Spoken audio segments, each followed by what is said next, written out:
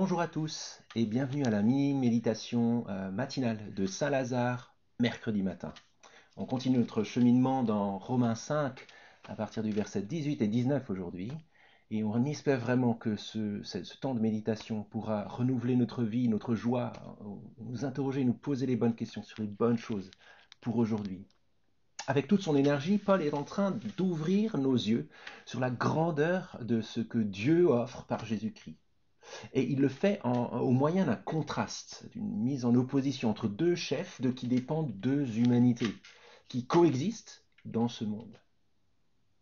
Dans le texte d'aujourd'hui, on est frappé de voir, en tout cas j'ai été frappé, peut-être que vous allez l'être, de voir à quel point Jésus-Christ est la solution parfaite, terme à terme, de la malédiction d'Adam. Regardons déjà au verset 18, donc Romains 5, verset 18, de la condamnation à la justification. Paul dit, ainsi donc, comme par une seule faute la condamnation s'étend à tous les hommes, de même par un seul acte de justice, la justification qui donne la vie s'étend à tous les hommes. De la condamnation à la justification.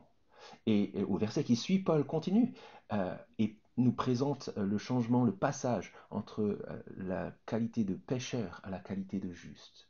Nous étions pécheurs, nous sommes rendus et déclarés justes par Dieu. Voilà ce qu'il dit, verset 19. En effet, comme par la désobéissance d'un seul homme, beaucoup ont été rendus pécheurs, de même par l'obéissance d'un seul, beaucoup seront rendus justes. On résume. Si en désobéissant, en se révoltant contre Dieu, c'est ça le péché, la révolte contre Dieu, Adam a entraîné avec lui la totalité de cette humanité présente dans sa révolte, beaucoup ont été rendus pécheurs, et aussi à la condamnation normale de Dieu contre cette révolte, eh bien en obéissant, c'est-à-dire en donnant sa vie parfaite à la croix, Christ fait bénéficier de sa justice et de sa vie la totalité de l'humanité qui dépend de lui. Tous ceux qui sont sous son ombre bienfaisante sont déclarés justes. En résumé, il n'y a pas photo. La vie que Dieu offre par Jésus-Christ n'est pas simplement équivalente à ce que nous connaissons maintenant. Elle est radicalement différente. Et c'est peut-être ce qui explique la densité du propos en première lecture de tout ce texte-là. C'est un texte difficile à lire en première lecture. Parce que Paul utilise bien des mots que nous connaissons, mais pour nous parler d'une réalité totalement, radicalement nouvelle, qui n'a rien à voir avec ce que nous connaissons.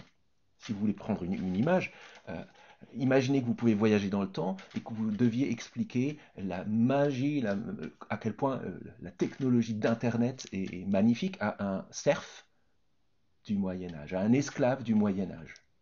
Quel terme vous utiliseriez?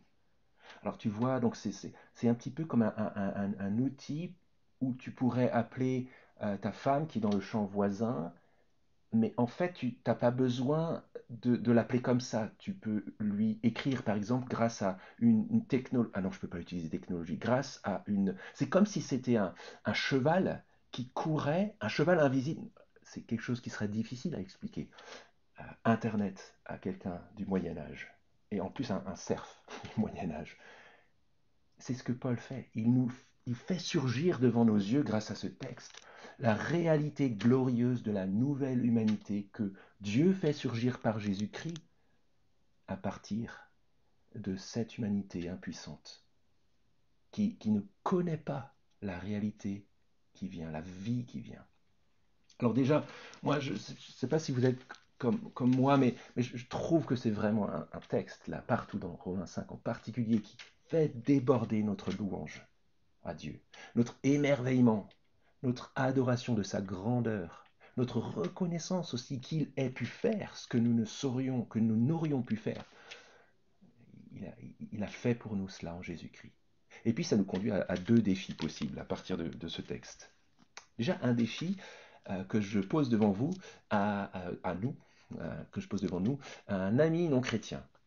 Un ami non chrétien qui nous dirait, je ne ressens pas que je suis pécheur ou coupable devant Dieu.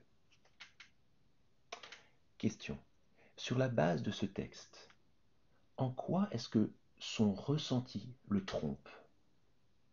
Et comment l'aider à partir de ce texte à voir les choses différemment? Comment ce texte l'éclaire sur la réalité dans laquelle il est, comme chacun de nous est né? Deuxième défi. Un ami ou une amie chrétienne cette fois, qui vous dit, je ne sais pas, je sais bien que par Jésus, Dieu m'a pardonné, mais je ressens encore de la culpabilité. Je ressens encore cette gêne en moi de quelqu'un qui serait coupable de quelque chose. Sur la base de ce texte, comment est-ce qu'on pourrait l'aider à voir que son ressenti le trompe ou la trompe? Comment il y a quelque chose de plus fort ici que le ressenti? Comment est-ce que ce texte pourra l'aider, et peut-être aussi nous aider en le faisant, à trouver ou à retrouver l'assurance et la joie d'avoir Jésus comme nouveau chef? Je vous invite à continuer cette journée sous cette ombre bienfaisante, l'ombre de la parole vivante de Dieu. Je vous embrasse tous très fort et vraiment que chacun trouve le courage en Dieu grâce à Jésus-Christ, notre Sauveur et notre Seigneur.